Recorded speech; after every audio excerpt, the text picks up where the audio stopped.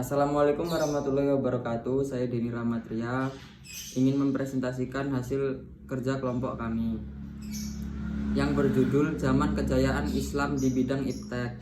Sebelum itu saya ingin membacakan surat Al-Fatihah.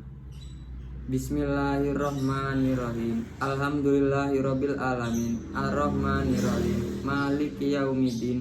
Iyyaka na'budu wa iyyaka nasta'in. Ihdinas siratal mustaqim. Siratal ladzina an'amta 'alaihim ghairil maghdubi 'alaihim waladdallin. Pandangan Islam tentang iptek. Dalam konsep Islam pada dasarnya tidak ada pemisahan yang tegas antara ilmu agama dan ilmu non-agama. Sebab pada dasarnya ilmu pengetahuan yang dikembangkan manusia merupakan jalan untuk menemukan kebenaran Allah itu sendiri. Sehingga iptek menurut Islam haruslah bermakna ibadah yang dikembangkan dalam budaya Islam dan berbentuk iptek yang mampu mengantarkan manusia meningkatkan derajat spiritualis martabat manusia secara alamiah, bukan iptek yang merusak alam semesta, bahkan membawa manusia ke tingkat yang lebih rendah martabatnya. Ada beberapa kemungkinan hubungan antara agama dan iptek. 1. Berseberangan atau bertentangan. 2. Bertentangan tapi tidak dapat hidup berdampingan secara damai. 3. Tidak bertentangan satu sama lain. Adapun alasan mengapa kita harus menguasai iptek, terdapat 3 alasan pokok, yakni ilmu pengetahuan yang berasal dari dunia Islam sudah diboyong oleh negara-negara barat. Ini fakta tidak biasa dipungkiri. 2. Negara-negara barat berupa mencegah terjadinya pengembangan iptek di negara-negara Islam. Faktanya yang tak dapat dipungkiri. 3. Adanya upaya-upaya untuk melemahkan umat Islam dari memikirkan kemajuan ipteknya. Misalnya umat Islam disodori persoalan-persoalan klasik agar umat Islam sibuk sendiri, ramai sendiri, dan akhirnya bertengkar sendiri. Zaman-zaman kejayaan Islam di bidang iptek. Kaum muslimin pernah memiliki kejayaan di masa lalu, masa di mana Islam menjadi pusat sebuah peradaban modern, peradaban yang dibangun untuk kesejahteraan umat Islam di muka bumi ini. Masa kejayaan itu bermula saat Rasulullah mendirikan permintaan Islam, yakni Daulah Khilafah Islamiyah di Madinah. Di masa Khulafa Rasyidin ini berkembang pesat. Sejarawan barat beraliran konservatif Montgomery Watt menganalisa tentang rahasia kemajuan peradaban Islam.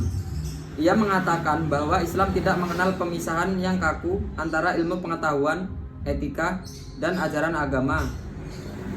Andalusia yang menjadi pusat ilmu pengetahuan di masa kejayaan Islam telah melahirkan ribuan ilmuwan dan menginspirasi para ilmuwan barat untuk belajar dari kemajuan iptek yang dibangun kaum muslimin.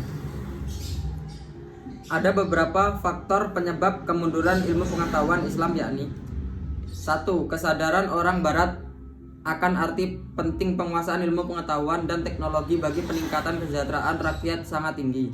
2. Orang barat pada umumnya beragama Nasrani ingin menunjukkan pula bahwa melalui agama Nasrani mereka dapat maju dalam bidang iptek sejajar dengan umat Islam. Akan tetapi dalam perkembangan selanjutnya, setelah mereka mendapatkan kemajuan dalam bidang iptek, mereka justru mulai menjauh dari agama mereka. Mereka menjadi sekuler. Urusan agama berjalan sendiri.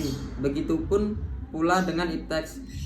3. Orang-orang barat yang berjiwa petualang berusaha menemukan benua baru sehingga mereka menemukan pusat perdagangan baru. Rute perdagangan yang semula syariah dan Mesir ramai dikunjungi pedagang-pedagang dari India dan dari Eropa. Setelah penemuan rute benua baru, Mesir dan Syria jadi sepi, yang mengakibatkan sumber pendapatan negeri-negeri Islam jadi berkurang banyak. Upaya-upaya kebangkitan kembali umat Islam dalam iptek. Adapun upaya-upaya yang seharusnya dilakukan oleh umat Islam seperti umat Islam memperlakukan satu sistem pendidikan Islam yang betul-betul bisa dijadikan rujukan dalam rangka mencetak manusia-manusia muslim yang berkualitas, bertakwa, beriman kepada Allah Subhanahu wa taala. 1. Mencoba memasukkan ilmu-ilmu umum ke sekolah Islam atau madrasah. 2. Mengirimkan pelajar untuk mendalami ilmu pengetahuan dan teknologi ipteks. 3. Adanya kontak Islam dengan Barat yang merupakan faktor penting yang bisa kita lihat.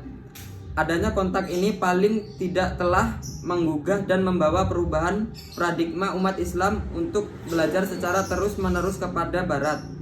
Timbulnya pembaruan pendidikan Islam baik dalam bidang agama, sosial, dan pendidikan diawali dan dilatar belakangi oleh pemikiran Islam yang timbul di belahan dunia Islam lainnya. 4. Pola pembaruan pendidikan Islam yang berpotensi pada pola pemikiran modern di Eropa. 5. Pembaruan pendidikan Islam yang berorientasi dan bertujuan untuk pemurnian kembali ajaran Islam.